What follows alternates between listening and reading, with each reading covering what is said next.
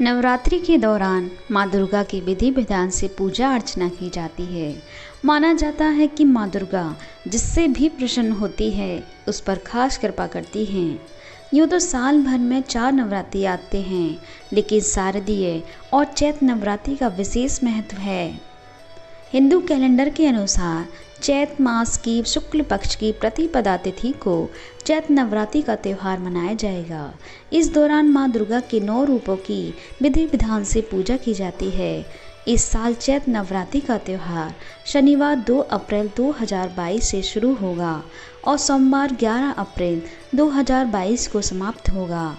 माँ दुर्गा को सुख समृद्धि और धन की देवी माना जाता है।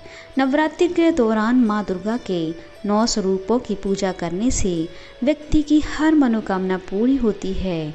जो भक्त पूरी श्रद्धा से माँ दुर्गा की पूजा करता है उसे माता का खास आशीर्वाद प्राप्त होता है।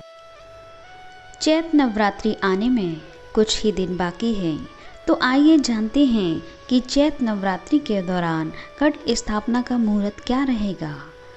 चैत्र नवरात्रि घट स्थापना का मुहूर्त सुबह 6:22 से 8:31 तक।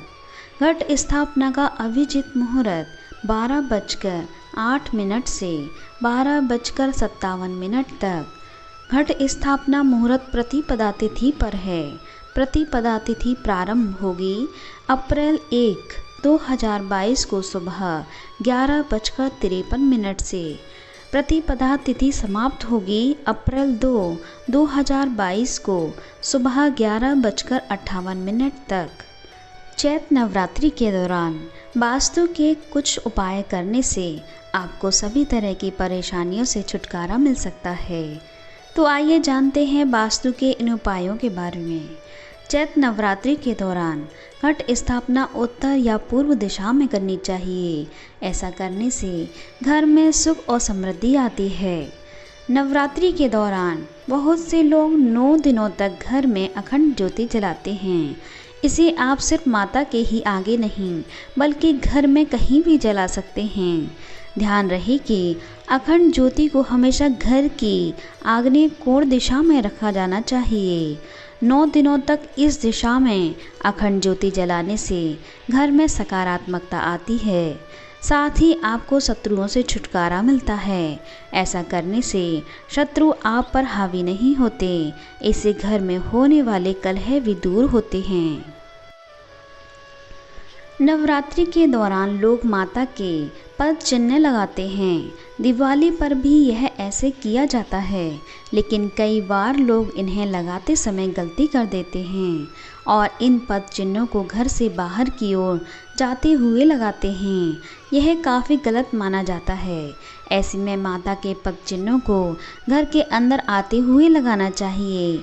इससे आपके घर में धन का आगमन होगा।